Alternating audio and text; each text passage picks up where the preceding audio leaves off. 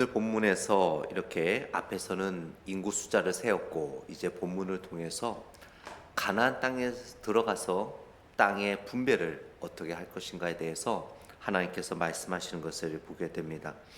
본문을 보게 되면 사람이 많은 지파와 집안에는 큰 땅을 주고 또 그 수가 적은 지파와 집안에는 작은 땅을 주라는 것으로 말씀하고 있습니다. 그러면서 동시에 제비를 뽑아서 그렇게 하라라고 하나님께서 명령하고 계시는 것을 보게 됩니다.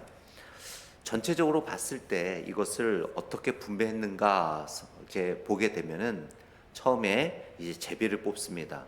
제비를 뽑고 그 다음에 그 뽑힌 대로 지파들에게 땅을 분배하죠. 그리고 그 지파가 땅을 분배받게 되면 그냥 그 안에 또 지파를 구성하는 집안 사람들이 있습니다.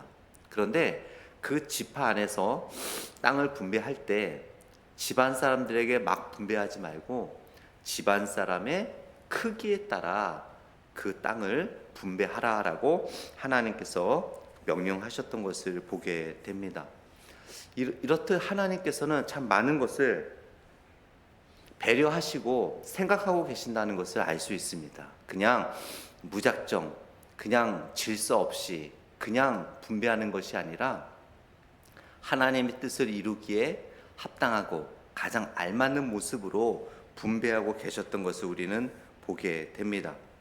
이렇게 제비를 뽑고 지파로 분배하고 그 지파의 땅을 집안 사람의 사이즈에 따라 분배하면 여러 가지 영적인 유익이 있는데 그 유익을 보게 되면 이스라엘 땅은 모두 하나님의 소유임을 확인하게 됩니다. 물론 그들이 전쟁을 하고 가나안 땅에 들어가겠지만 하나님께서 이런 그 제비 뽑기를 통하여 또한 지파대로 지파의 집안의 사이즈대로 분배하라는 명령을 통하여 이 땅을 분배받을 경우 이스라엘 백성들은 혹 자신들의 노력과 자신들의 희생과 자신들의 땀만을 통하여 이 땅을 점령했다라는 교만에 빠지지 않고 그렇구나, 이 모든 것 하나님의 섭리와 하나님의 뜻과 하나님의 사랑 안에서 이 모든 것이 이루어졌다라는 것을 깨달을 수 있기 때문입니다. 또한 제비뽑기로 각 지파에게 할당되는 땅은 하나님이 그 지파에게 선물로 주셨다라는 것을 분명하게 인식할 수 있게 돼요. 그냥 그들이 가위바위보를 하든 무엇을 하든 자신들이 싸워서 힘겨루기해서 땅을 차지하든 하면은 결국 하나님의 선물이 아닌 자신들의 노력으로 얻을 수 있다라는 오류에 빠질 수 있기 때문에 이 제비뽑기를 통해서 이것은 하나님의 선물이다라는 것을 그들의 마음속에 기억할 수 있습니다. 또한 지파에게 할당된 땅의 범위 내에서 집안의 크기에 따라 또 땅이 분배됨으로 인해 사실 그 집안이 작은 사람들이 큰 땅을 갖게 되고 또 집안 숫자가 많은데 또 작은 땅을 갖게 되면 참으로 불편하고 또 필요 없는 땅이 될 수도 있고 너무나 비효율적이지 않습니까? 하나님께서는 지파가 제비를 뽑아 땅을 분배받게 되면 그 땅도 집안의 크기에 따라 사이즈에 따라 분배하라는 것을 통해 그들의 어떤 분란과 또 마음이 갈라짐을 이미 미리 막아주는 하나님의 지혜임을 우리는 볼 수 있습니다. 이렇게 제비 뽑고 그 다음에 지파별로 그 다음에 집안의 사이즈별로 분배함으로 인해 세 가지, 즉 이 땅은 하나님의 소유다. 또 두 번째, 그들이 이루어낸 것이 아니라 하나님의 선물이다. 그 다음 세 번째, 그 지파 안에서 여러 가지 분란을 막을 수 있었다라는 하나님의 지혜를 얻을 수 있었습니다. 자, 그런데 오늘 본문에 보면 우리가 조금 시편에서 익숙했던 그 지파의 이름이 나오죠. 자손의 이름이 나옵니다. 바로 고라의 자손입니다. 이 고라의 자손들은 좀 그 문제가 있었습니다. 이 고라의 자손들도 반역을 했던 자손 중에 한 자손이었죠.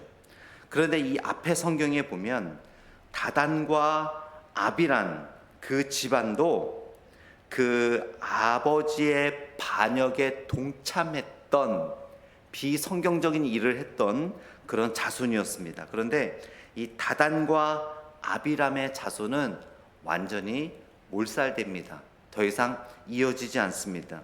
그런데 이 고라의 자손들도 반역에 동참을 하긴 했었거든요. 그런데 이 고라의 자손들은 이렇게 명맥이 유지되고 있는 것을 보게 됩니다. 이렇게 이들의 이렇게 명맥이 유지되고 있는 것은 많은 성경학자들이 고민을 해봤습니다. 어떻게 이들은 존재하게 되었을까? 그런데 여러분, 시편에 보게 되면 시편에 아주 주옥 같은 많은 시들이 고라 자손의 시라고 표현되어 있어요. 여러분 나중에 시편을 보게 되면 굉장히 많은 시들이 고라 자손의 시라고 되어 있습니다. 결국 이 다단과 아비람은 끝까지 반역에 동참했지만 성경학자들이 추측하기에 이 고라의 자손들은 반역에 동참했지만 진정한 회개를 이루지 않았을까? 그러므로 인해 그들의 참된 회개를 통해 하나님께서는 이 시편에 정말 옥구슬 같은 하나님을 찬양하는 또 하나님의 성품을 드러내는 너무나 훌륭한 시를 이 고라 자손들을 통하여 쓰게 하지 않았을까라는 그런 성경적인 추측을 하게 됩니다. 종교개혁자 루터가 쓴 찬송가가 있죠. 여러분이 아실 거예요. 내 주는 강한 성이요. 이 찬송가가 이 루터가 어디서 은혜를 받고 쓴 찬송가이냐면 고라 자손이 쓴 시편 46편에 감동이 되어 내 주는 강한 성이요라는 찬송가의 글을 썼거든요. 그렇듯이 이 고라의 자손들은 참 옥구슬 같은 그런 은혜의 시를 썼던 것을 보게 됩니다. 이것을 통해 참 우리가 알 수 있는 것은 비록 과거에 연약한 또 하나님의 마음을 아프게 하는 죄를 지었다 하더라도 참된 은혜, 회개의 자리에 올라간 귀한 하나님의 사람들은 하나님에게 귀하고 존귀하게 쓰임받을 수 있다라는 사실을 우리는 알 수 있게 됩니다. 말씀을 맺도록 하겠습니다.